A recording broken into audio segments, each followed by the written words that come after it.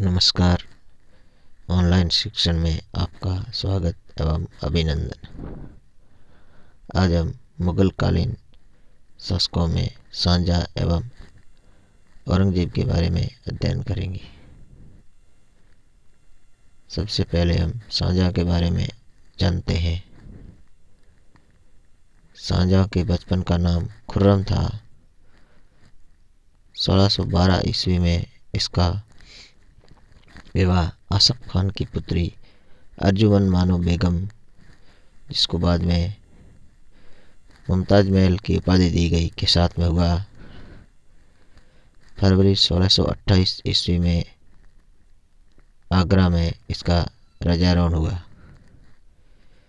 इसके शासनकाल में खानजा लोदी, झुंझार सिंह, बुंदेला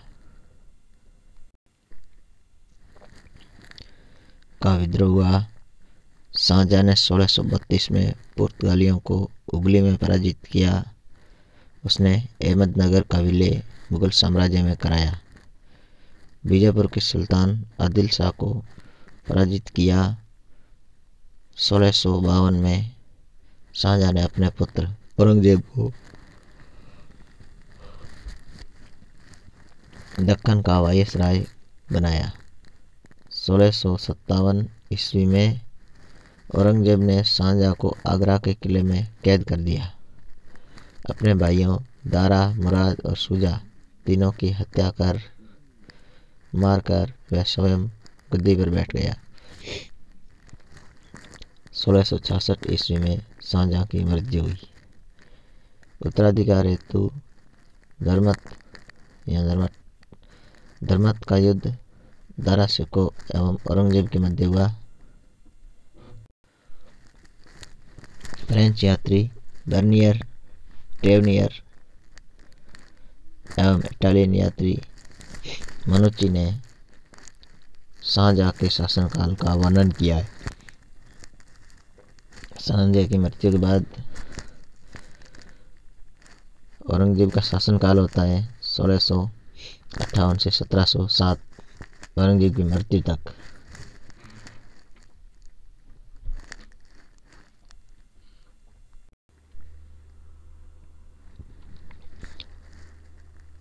औरंगजेब 1658 से 1707 ईस्वी। औरंगजेब ने शासक बनने के बाद असम, कूच बिहार, रंगपुर, कामरूप, मारवाड़ के राठौड़ों को पराजित किया। इसने राजा जय सिंह को दक्कन का गवर्नर नियुक्त किया। पुरंदर की संधि जून 1665 में शिवाजी एवं जय सिंह के मध्य हुई। शिवाजी ने अपने 35 में से 23 किले जय सिंह को दे दिए। 1660 में शिवाजी राजा जय सिंह के प्रयासों से औरंगजेब के दरबार में पहुंचे, मगर उनके द्वारा गरिमायुक्त व्यवहार नहीं किया गया, अपितु शिवाजी को षड्यंत्र पूर्वक बंदी बना लिया गया।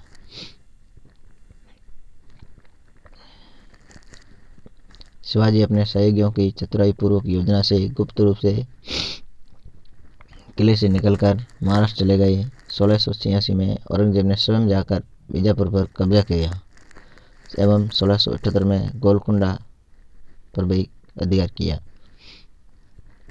उसके काल में हिंदू व्यापारियों पर 5% कर बढ़ा दिया गया। 1669 में मंदिरों को ध्वस्त करने के आदेश औरंगजेब ने दिए। 1679 में हिंदुओं पर पुनः जजिया कर लगाया।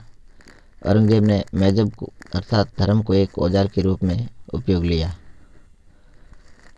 उसने अकबर के काल से चली आ रही प्रथा झरोखा दर्शन एवं संगीत पर रोक लगा दी।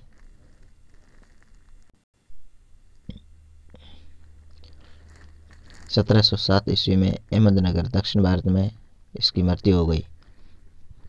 इसके शासनकाल में 1668 में गोकुल के नेतृत्व में जाटों ने व 1672 में सतनामियों ने विद्रोह किया। सिखों के गुरु तेग बहादुर ने भी औरंगजेब के अत्याचारों के विरुद्ध आवाज़ उठाई। इस कारण उन्हें मार दिया गया।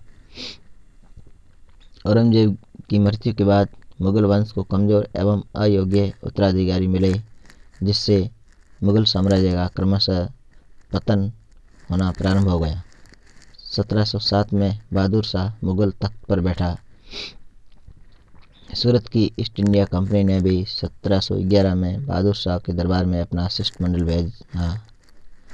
भेजा। उस पर डोना जूलियाना डायस्ता कोस्टा नामक एक ईसाई महिला का प्रभाव देखने को मिलता है, जिसे खातूम, बीवी, फिदवी, दुआगो, जूलियाना की उपाधियां मिली हुई थी। उसने पुर्तगालियों के हितों की बड़ी रक्षा की। 1712 से 1757 तक मुगल दरबार एवं तख्त षड्यंत्र एवं हत्या का केंद्र बनकर रह गया। कोई भी शासक स्थायी रूप से एवं प्रभावी तरीके से शासन नहीं कर पाया। तत्कालीन राजनीतिक शक्ति के रूप में उसका स्थान गौण हो गया। धीरे धीरे मुगलों के शासन पर अंग्रेज़ों का प्रभाव बढ़ता गया तथा अंग्रेज़ों ने मुगलों की सत्ता छीन ली। अभी हम मुगलों के शासन काल के बारे में पढ़ेंगे। प्रशासन। मुगल शासन प्रणाली शुद्ध रूप से भारतीय नहीं थी, लेकिन भारत में होने के कारण इसकी कुछ विशेषताएं भारतीय एवं कुछ विशेषताएं विदेशी प्रणालियों का मिला जुला रूप थी। भारतीय ईरानी पद्धति थी। बादशाह शासन का अधिपति सर्वे सर्वा था। वकील मुतलक बादशाह के बाद सबसे बड़ा अधिकारी था। प्रधान सदर मीर सामा नाम से वित्त विभाग का प्रमुख था।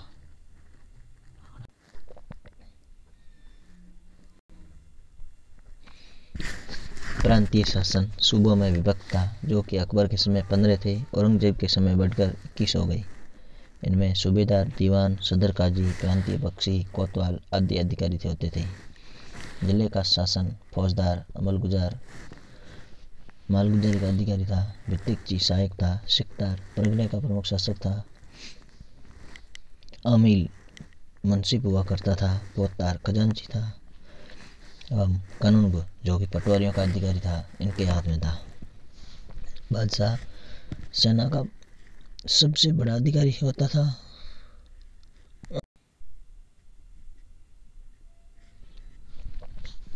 बादशाह प्रधान सेनापति होता था। सेना मनसबदारी प्रथा पर आधारित थी। मनसबदारी जात और सवार में विभक्त था। धन्यवाद।